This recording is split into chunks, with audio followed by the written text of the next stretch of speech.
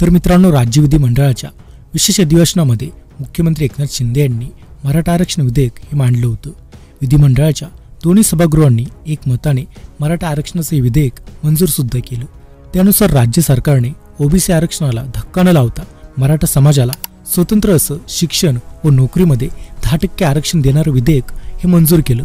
मात्र मनोज जरांगे पाटलांनी या विधेयकावर आक्षेप नोंदवून आपण सगळे सोयरे तरतुदीवर ठाम असल्याची भूमिका ही घेतलेली। मनोज जरांगे यांनी मराठा समाजाची ताकद सर्वांना दिसेल असं सुद्धा म्हटलेले। त्यामुळेच मग अशात मनोज जरांगे हे सरकारने दिलेला प्रस्ताव का स्वीकारत नाहीयेत, आणि तसेच सरकार मनोज जरांगे यांना फसवते का, आणि तसेच मराठा समाजाचा समावेश हा ओबीसीमध्ये करून घेणं हे कायदेशीररित्या खरंच शक्य आहे का, तर याबद्दल संपूर्ण माहिती या व्हिडिओत आपण पाहणार आहोत। त्यामुळे व्हिडिओला शेवटपर्यंत तुम्ही नक्कीच पहा। आणि जर आपल्या यूट्यूब चॅनेलवर नवीन असाल तर खाली लाल बटन दाबून आत्ताच आपल्या यूट्यूब चॅनेलला सबस्क्राईब करायला तेवढं विसरू नका। तर खरं तर सरकारने 20 तारखेला विशेष अधिवेशन बोलावलेलं, ज्यात मराठा आरक्षण विधेयक हे मांडलं आणि ते मंजूरसुद्धा हे सभागृहात करून घेतलं। पण त्यामध्ये त्यांनी सगळे सोयरे हा मुद्दा वगळला होता, आणि याच कारणास्तव मनोज जरांगे पाटील हे सरकारवर चांगलेच नाराज झाल्याचं पाहायला मिळालं, आणि म्हणूनच ते सरकारने दिलेला आरक्षणाचा प्रस्ताव स्वीकारायला तयार नाहीये। तर आता जरांगेंची मागणी अशी आहे की रक्ताच्या नात्याला कुणबी नोंदणीची परवानगी द्यावी, जेणेकरून मराठ्यांना ओबीसी कोट्यातून आरक्षण मिळेल। पण अशात आता मराठा समाजाचा समावेश ओबीसीमध्ये करून घेणं शक्य आहे का, हे जाणून घेण्याआधी कुणबी म्हणजे कोण, आणि तसेच कुणबी प्रमाणपत्र बऱ्याच मराठ्यांकडे का नाही याबद्दल पाहूयात। तर कुणबी ही महाराष्ट्रातील अशी एक जाती जी ओबीसी प्रवर्गात मोडली जाते। मराठा समाजातील सर्व सदस्यांना कुणबी समजावे आणि त्यानुसार ओबीसी कोट्यात आरक्षण द्यावे असा आग्रह जरांगे पाटलांनी धरलेला आहे। पण मराठवाड्यातील मराठा समाजातील लोकांना कुणबी प्रमाणपत्र मिळण्यात अनेक अडचणी येत होत्या। आत्तापर्यंत मुलाची जात ही वडिलांच्या जातीवरूनच ठरवली जायची, म्हणजेच आईच्या जातीचा विचार न करता मुलाला वडिलांची जात ही लावली जायची। महाराष्ट्राच्या ज्या भागात इंग्रजांची सत्ता होती त्या भागात मराठा समाजाला त्यांच्या पूर्वजांचे कुणबी प्रमाणपत्र शोधण्यास अडचणी येत नव्हत्या। त्याचाच परिणाम म्हणून विदर्भ, पश्चिम महाराष्ट्र आणि उत्तर महाराष्ट्रातील अनेक मराठा जातीतील कुटुंबियांनी कुणबी असलेच दाखले हे घेतलेले आहेत। तर मराठवाड्याच्या बाबतीत हे चित्र वेगळं दिसतं, कारण मराठवाड्यावर हैदराबादच्या निजामाचं राज्य होतं, ज्यामुळे या भागातील मराठ्यांना त्यांच्या पूर्वजांचे कुणबी प्रमाणपत्र शोधणे कठीण जात होते। म्हणूनच मराठवाड्यात कुणबी असल्याची नोंदी सापडण्याचे प्रमाण हे कमी आहे। तर कुणबी प्रमाणपत्र असलेल्या महिलेने एखाद्या मराठा कुटुंबात लग्न केलेले असले तरी त्या महिलेच्या मुलाकडे कुणबी असल्याचे प्रमाणपत्र हे नव्हते। याच कारणामुळे मनोज जरांगे यांनी ज्या व्यक्तीच्या सगळे सोयऱ्यांकडे कुणबी प्रमाणपत्र आहे त्या व्यक्तीला कुणबी असल्याचे प्रमाणपत्र हे द्यावे अशी मागणी ही केलेली। त्यांचं म्हणणे आहे की सरकारने दिलेल्या आरक्षणाचा फायदा केवळ 100 ते 150 मराठ्यांना होणार आहे, बाकीचा समाज आरक्षणापासून वंचित राहणार आहे। त्यामुळे सगळे सोयरीची अंमलबजावणी करून मराठ्यांना ओबीसीमधून आरक्षण द्यावं अशी माझी मागणी। पण मग अशात आता मराठा समाजाचा समावेश ओबीसीमध्ये करून घेणं कायदेशीररित्या शक्य आहे का, याबद्दल बोललो। तर या प्रश्नाचं उत्तर जाणून घेण्याआधी महाराष्ट्रातील आरक्षणाची सद्यस्थिती काय हे पाहूयात। त्यामध्ये एससीला 13%, एसटीला 7%, ओबीसीला 19%, एसबीसीला 2%, एनटीएला 3%, विमुक्त जाती एनटीबीमध्ये 2.5%, बंजारा एनटीसीमध्ये 3.5% धनगर आणि एनटीडीमध्ये 2% वंजारी। याचा अर्थ एससी, एसटी, ओबीसी, एसबीसी आणि एनटी ही आरक्षण असताना ती 50%च्या आत बसत होती। त्यामध्ये आता 10% मराठा आरक्षणाची भर पडली। त्यामुळे राज्यातील आरक्षण आता 62%वर हे पोहोचलेले।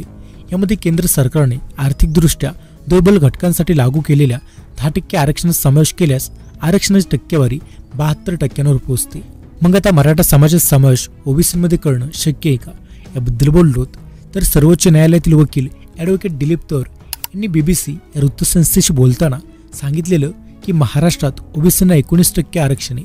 त्यांच्या लोकसंख्येशी तुलना करता हे प्रमाण अधिक आहे। महाराष्ट्रात मराठा समाजाची लोकसंख्या 31%। दोन्ही समाजांची लोकसंख्येचा विचार करता ओबीसींच्या आरक्षणाला धक्का न लावता मराठा समाजाला आरक्षण देता येईल, हे कसं शक्य होईल याबद्दल अधिक सांगताना ते म्हणाले की ओबीसी समाजाला जे 19% आरक्षण आहे ते तसंच ठेवायचं आणि मराठा समाजाचा समावेश ओबीसीमध्ये करून त्यांना 13% आरक्षण हे द्यायचं, म्हणजेच ओबीसी प्रवर्गाचं एकूण आरक्षण हे 32% होईल. पण अशात यामुळे सर्वोच्च न्यायालयाच्या 50% मर्यादेचं उल्लंघन होत नाही का, असा प्रश्न सुद्धा येतो.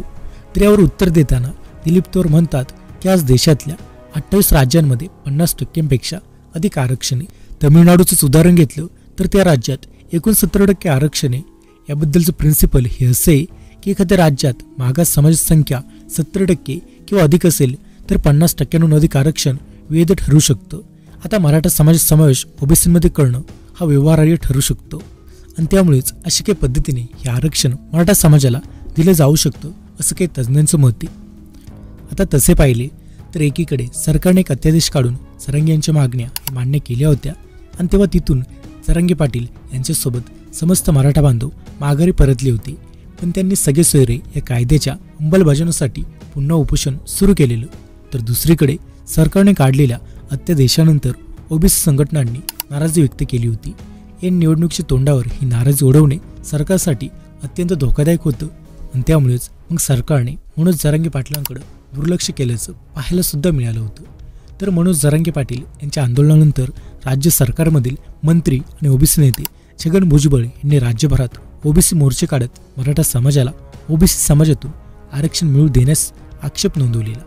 तर ओबीसी समाजाच्या इतर संघटनांनी देखील हा आक्षेप नोंदवल्यामुळे मराठा समाजाला सरसकट ओबीसीमधून आरक्षण देण्याचा हा मुद्दा अतिशय संवेदनशील बनला.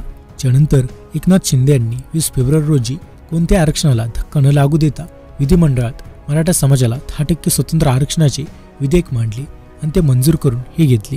आता हे 10% आरक्षण पुन्हा सुप्रीम कोर्टात टिकेल की नाही याबाबत अनेक तज्ज्ञांनी शंका व्यक्त केलेली. तर आधीच्या आरक्षणात आणि आत्ताच्या आरक्षणात फारसा फरक नसल्याचं बऱ्याच जणांचं मत आहे. त्यामुळे हे आरक्षण कोर्टात टिकेल की नाही अशी शंका प्रत्येकाच्या मनात आहे. याच कारणास्तव मनोज जरांगे पाटलांनी काल पाहिले तर आंदोलनाची हाक पुन्हा एकदा दिलेली आहे. त्यांनी राज्य सरकारला मागण्या मान्य करण्यासाठी 2 दिवसांचा अवधी हा दिलेला आहे. अन्यथा 24 फेब्रुवारीपासून राज्यभरातील सगळ्या गावांमध्ये एकाच वेळी रास्ता रोको आंदोलनाला सुरुवात होईल. मनोज जरांगे यांनी आतापर्यंत आमरण उपोषणाचा मार्ग हा वापरला होता. मध्यंतरीच्या काळात राजकीय नेत्यांसाठी गावबंदी सुद्धा करण्यात आली होती. त्यानंतर आता पुन्हा एकदा मनोज जरांगे यांनी गावागावात रास्ता रोको आंदोलन करण्याची हाक दिल्याने आता सरकार यावर काय निर्णय घेते की जरांगे यांना टाळते हे पाहण्यासारखं आहे.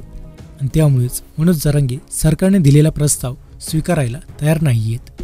तर मग अशात यावर तुमचं काय मत आहे, तुम्हाला याबद्दल काय वाटतं ते कमेंट करून नक्कीच सांगा. आणि मित्रांनो तसेच आता हे 10% आरक्षण जे मराठा समाजाला दिले जाते तर हे कोर्टात टिकू शकतं का, याबद्दल सविस्तर माहिती तुम्हाला पाहायची असेल तर आमचा हा व्हिडिओ नक्कीच पहा.